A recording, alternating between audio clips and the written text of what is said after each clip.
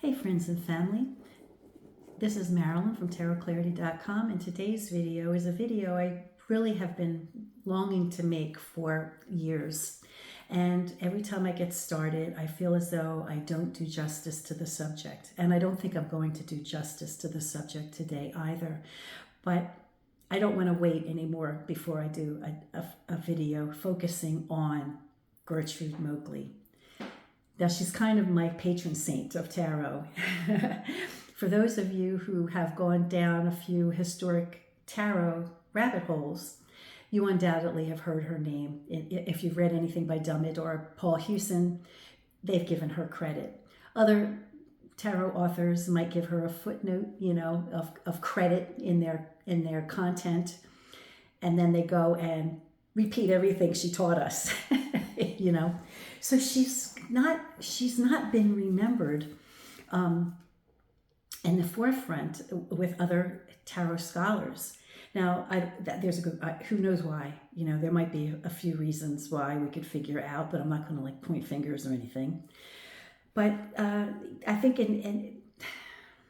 as a whole, she was not considered a proper historian. But the woman was no slouch. I mean, she was a cataloger for the New York City Library. She served as chair for the American Library Association, and she was also chair for the committee that influenced rules for filing catalog cards. So she knew her way around a library, and she knew stuff.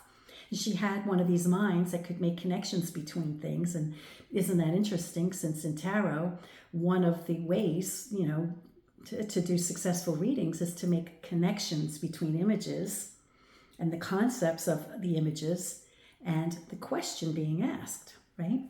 So she had that kind of mind that made connections with things. And as a result of kind of being challenged to,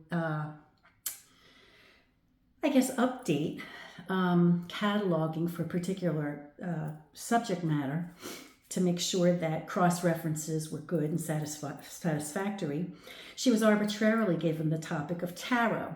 Go catalog this and make sure it's up to snuff. And when she went to do that, she discovered that there was nothing satisfactory on the topic of tarot and cross-referencing and understanding what it really was. And nobody had made, up until that time, and this was in the late 50s. Her book was published in 1966, but up until that time, there was no definitive book on the matter. And so she decided that she was going to create the book, and she did. Now, during one of my rabbit holes, as I mentioned, either Dummett or Paul Hewson introduced me to Gertrude Moakley, and that she had published at least 2 books, one of which is called The Tarot Cards Painted by Bembo.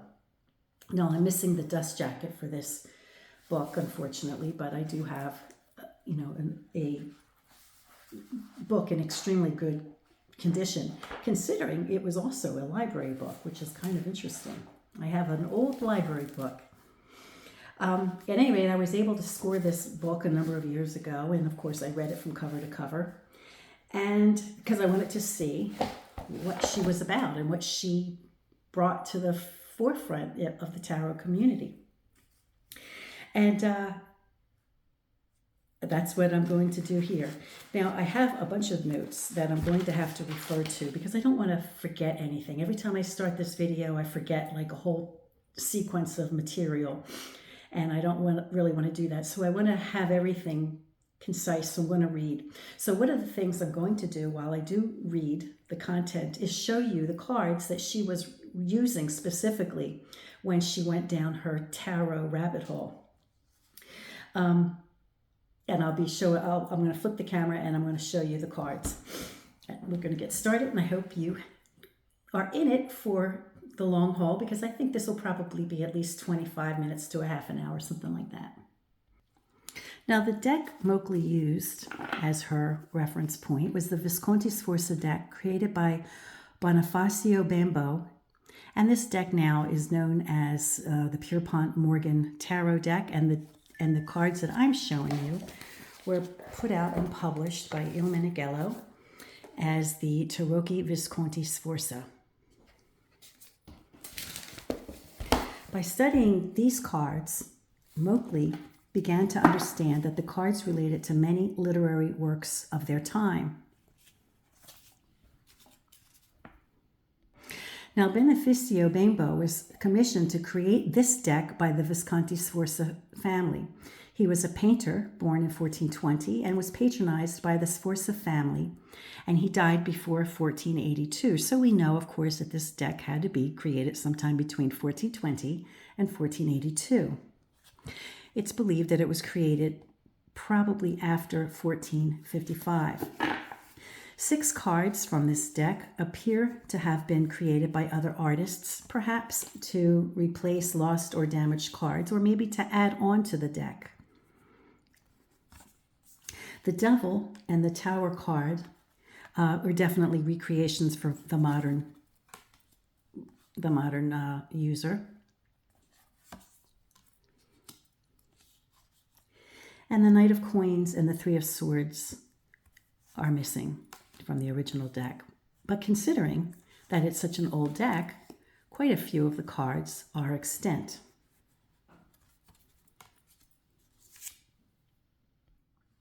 Now, Moakley had her aha moment about what these cards were about when she saw 2 tapestries in the Metropolitan Museum in New York depicting the triumph of fame and time. So I believe this would have been fame, and this would have been time. And she recognized that these were referenced in Petrarch's poem, I Trionfi. Moakley made further connections between the words Trionfi, the poem, and the parades of Carnival. Now, the family's motto, and right now I'm referencing Visconti, was a bon droit, which Moakley suggests Petrarch himself suggested for the family motto in around 1360. For the wedding between Galeazzo Visconti and Isabella of Valoris in 1360, the motto means, with good reason, by right, by good right, the right to rule, and the rule to rule with good reason. It describes the Visconti position or situation as rightfully deserved or earned as leaders. Petrarch had been a resident of the Visconti court from 1353 to 1374. In fact, it's even possible, and obviously this is a recreation by a modern artist, these 2 cards. In fact, it's also possible that Petrarch might have written his poem while residing in the Visconti court. Now, this would have been 100 years prior to when this deck was commissioned. I Trionfi was a favorite poem of the times and was a very popular subject matter for artists and patrons of the time. The deck has many more trumps than the poem has, however. So although Moakley successfully made a connection between the card name I Trionfi, she figured out it was a name of a card game, and Petrarch's poem and the parades at Carnival, she put it all together, and she realized that that was its provenance. Nobody else had done that before. Now, she didn't get every detail right. She imagined that there were many more triumphs in the poem than there really were. And she also, maybe incorrectly, misidentified, what the roles certain characters in the triumphant parade were. For example, she imagined that the magician was the king of the carnival who was having his last meal. And we can cut her some slack because, after all, she was in unknown territory. I mean, she was the first one wading into this kind of territory.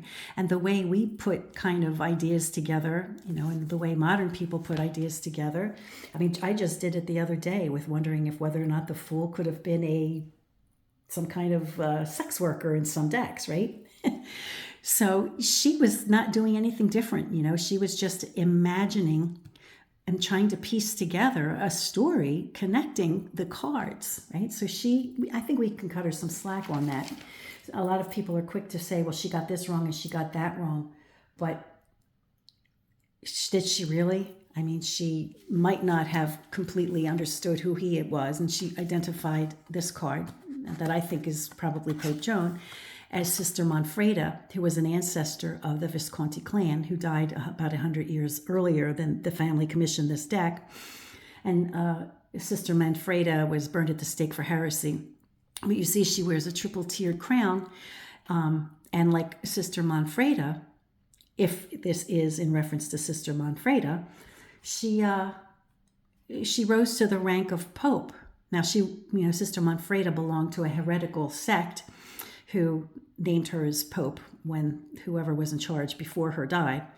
But of course, when the Inquisition came around, we couldn't have a female Pope, so she was killed. Now, in the time since, other people have discussed this possibility as, Pope Joan, and probably even had this character been understood to be Sister Manfreda by the Visconti court and the Visconti family. The image of the female Pope in cards put out to the mass public probably would not have been referencing Sister Manfreda, because they would never have heard of her.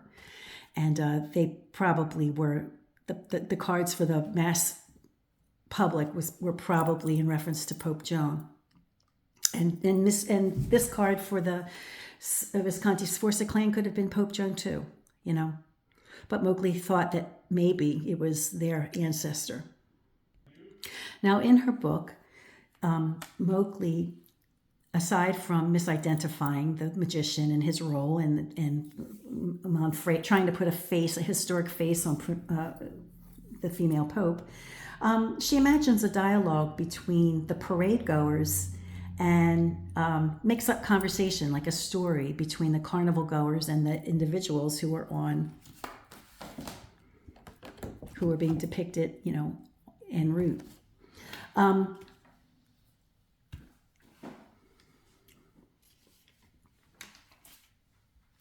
She identifies the swords with justice, cups with temperance, the staff with fortitudes, and coins for the mirror of prudence. And we've heard those conversations before, and when we've seen them discussed in books, it's probably a reference to her having mentioned it. She mentions the four tenets of chivalry in Christianity alike. The crusading knights were defenders of the church, courtly love, poetry, pageants, romance, and knights of and fair lady. Ironically, these were the kinds of things that the church frowned upon, because fun life is in contrast to a devout life. But knightly exploits were favorite sports of the upper classes, while war was conducted by the hired soldier. The original owner of this deck, Francis Sforza, the fourth Duke of Milan, his father was Muzio Attendolo. When Muzio died, his nickname Sforza, meaning force or fortitude, became the hereditary surname of the family. This happened under Queen Johanna XI, or the Second of Naples. The Sforza helmet was a winged dragon with a man's head on the crest. Francesco, and this is all information that she brought to the surface. So this information that I'm sharing with you and I'm just going to go through the deck, the suits of this, the triumph cards of this deck while I talk. Francesco adopted 3 interlaced diamond rings as his impression, which was a nod to his father, whose achievement was shown as a diamond ring pattern repeated. Muzio's favorite page fell into a rapid stream, and Muzio tried to jump in to save him. Both of the men, however, were swept out to sea and died. Francisco, seeing that the third Duke of Milan had no male heirs, became determined that he could marry the Duke's daughter and eventually become the 4th Duke of Milan. Medici, Cosimo de' Medici of Florence, convinced the Duke to allow Francesca Sforza to marry Bianco Maria Visconti. He took the surname Visconti in 1499, and Milan was taken by the French, and Lodovico, Francesco's son, spent his last years as their prisoner. Moakley goes on to discuss dice games. When we use dice, we use 3. And when we use 3, there are 56 possible throws. And when we use 2 dice, there are 21. So she made a connection between dice and tarot. Take away the Fool card, and you have a product of 7 and 11 numbers, symbolic of luck and favorites of a dice player. 56 is the number of throws with 3 dice. The triumphs plus the Fool faintly suggests the pi formula, which was 22 divided by 7. So she figured all this out and made this all come to the surface. Now, Moakley goes on to talk about religious stories and customs, and she tries to give stories, to each of the characters in the parade. She identifies them as she identifies them as characters like in a Mardi Gras parade, right? She identifies Petrarch's triumphs as Cupid, chastity, fortune, death, fame, time, eternity. Petrarch's Laura, whose the poem was written for, died during the Black Death. Moakley recognized that the first game of trumps may have been the 16-card set painted for 3rd Duke of Milan, Filippo Maria Visconti. The Minchiati cards of Florence, 35 numbered trumps and 6 unnumbered cards,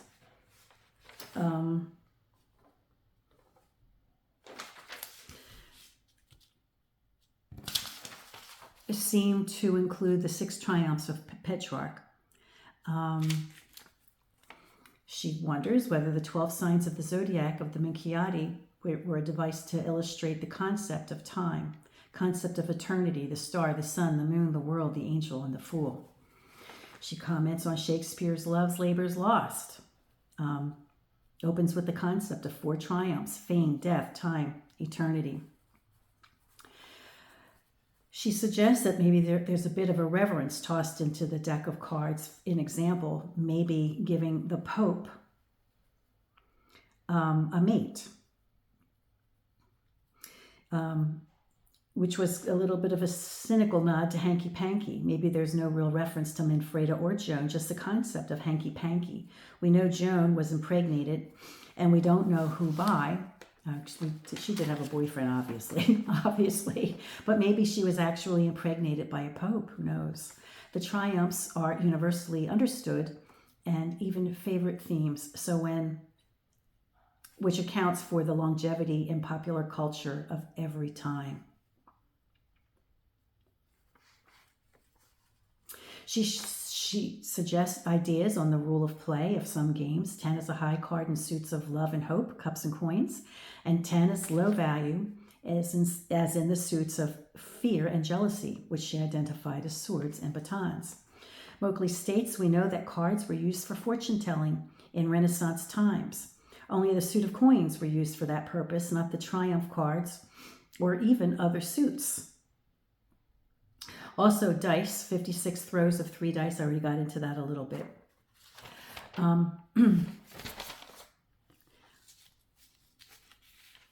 She does go off on a tangent, misunderstanding that the magician is the carnival king being led to his execution. And there is some evidence, according to her research, that this concept was a vestige of Saturnalia, but there's really no evidence that the magician card ever represented that practice. Maybe she made that association because he's standing at a table. She does deep dives into ancient practices that predate Christianity. She discusses the orders of the cards as they would have been in those times. She admits no direct authority that the Bagattino is the Carnival king, but she explains her reasons and supports her arguments.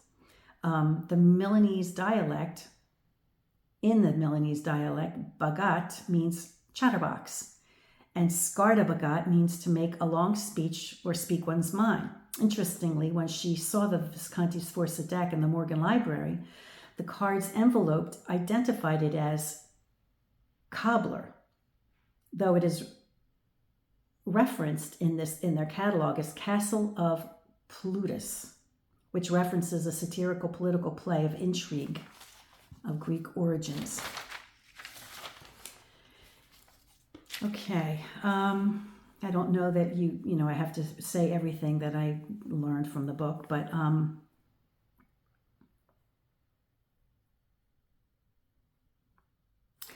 I think she does. I have notes about her mentioning Pope Joan, so she must have mentioned Pope Joan. Perhaps it was a story to jab at female ambition. Her clothing shows she is according to Gertrude Moakley, she believed that her clothing was from the Umiliati order, who may have been the order of Sister Manfreda, but it's been since discussed and understood that maybe that she wasn't wearing the proper clothes to identify her as a pope by the sect of the Guglielmites. So I don't know if that's true or not.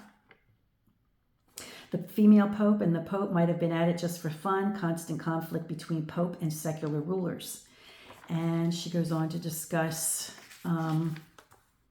Petrarch's triumph of chastity. Lady Fortune appears standing on a ball and carrying a sail.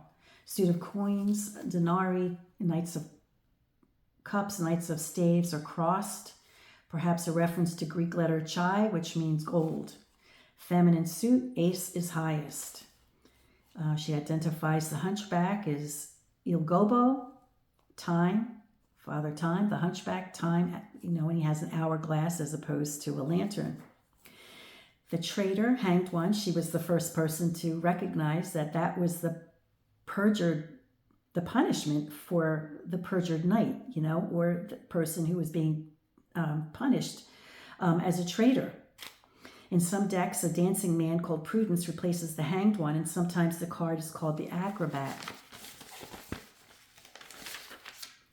though she doesn't identify the decks. Perhaps an acrobat did stunts during a procession while representing a character in a shame painting.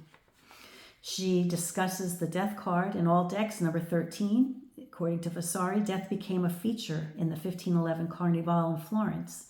The 16th and 17th centuries wallowed in the concept of death. Death was a constant reminder in daily life. Remember about the plague. She discusses the devil in this order. He takes the wicked hanged man off to hell. She's imagining, had it been present, that's the role it would have had. The angel of justice and now temperance take the virtuous to the other place.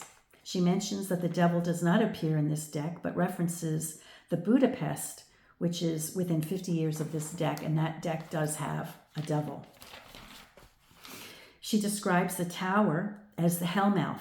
Hellmouth was a regular feature of medieval religion's platforms. She suggests that the TDM depiction of figures falling may have originated with Andrea Mantegna's painting, The Descent to Hell.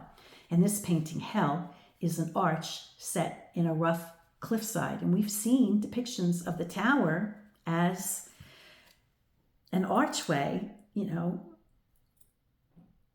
of a cliff.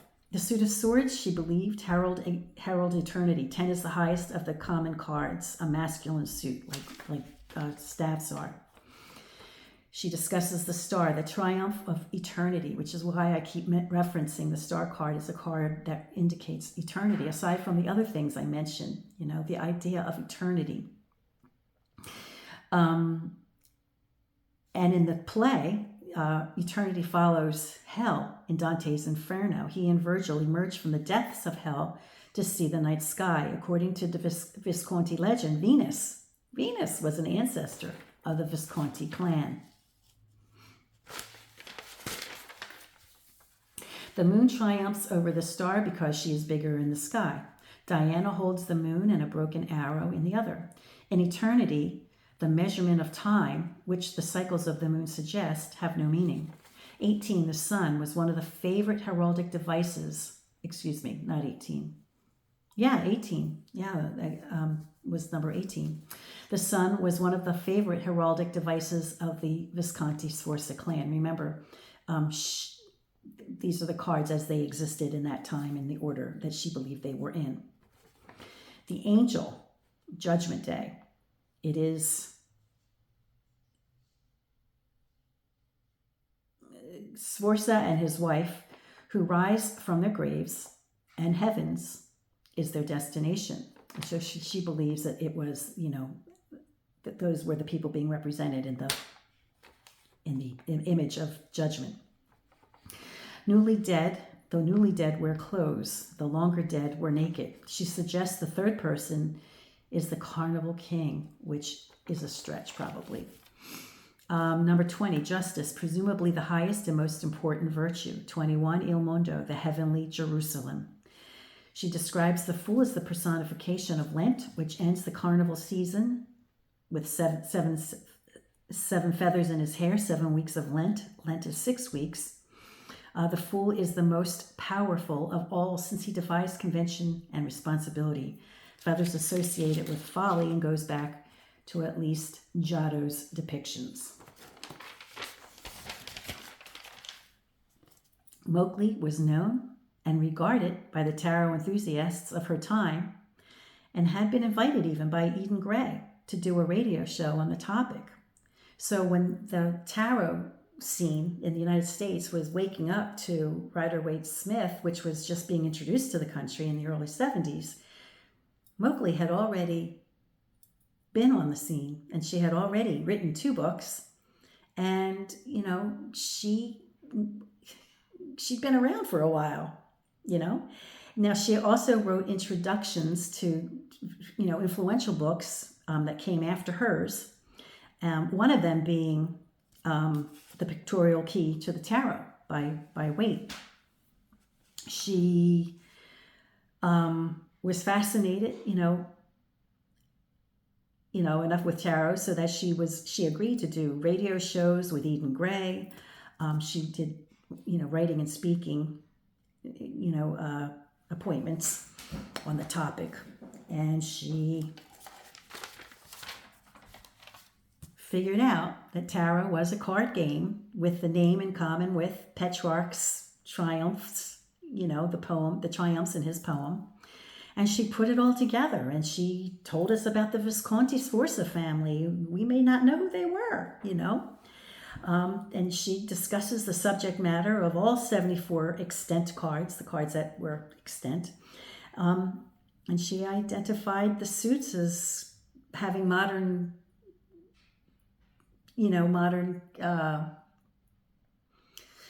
appearance as coins, cups, swords, and staves. Dummett confirmed her conclusions on that. And one of the last appearances she ever gave was May 19th, 1989 at 10 o'clock a.m. She gave a lecture to an audience of her peers at her nursing home in Florida. And then she died, and Stuart Kaplan bought the rights to everything about her, and she's been an enigma ever since. So I don't know what the reason is for not being more vocal about her contributions and why we don't know her. I mean, certainly when she did the circuit with Eden Gray, she was instrumental in identifying Pamela Colman Smith and discussing her importance with the deck and her contribution to the deck of tarot that she was commissioned to create by Waite. So she was definitely somebody worth knowing. And I don't think I probably did her justice with this video because I am very amateurish in my ability to put off a proper lecture. but the material is good and the content is good. And so I hope you appreciated it, you know, and just appreciated knowing about her if you didn't already. And her, you know, that her contribution is huge. If it wasn't for Moakley, we'd be thinking that tarot came from the ancient Egyptians and came across, you know, spread across Europe by, you know, a nomadic group of people who who were misidentified by name and who never used tarot cards in the first place to tell fortunes. They used regular cards. So if it wasn't for Moakley, we'd maybe still be down that path of thought and reasoning. That's certainly what the occultists would probably have preferred, and maybe a little bit that's why she's unknown today, because it's still part of the agenda. There's still decks being circulated out there with, you know, that kind of mystery from ancient times that have nothing to do with tarot at its inception, possibly. I mean, it's certainly, there's certainly a lot of tarot enthusiasts today who I think probably find her discoveries a little on the inconvenient side. But at any rate, I hope you enjoyed this video. Until next time, friends, peace and stay well.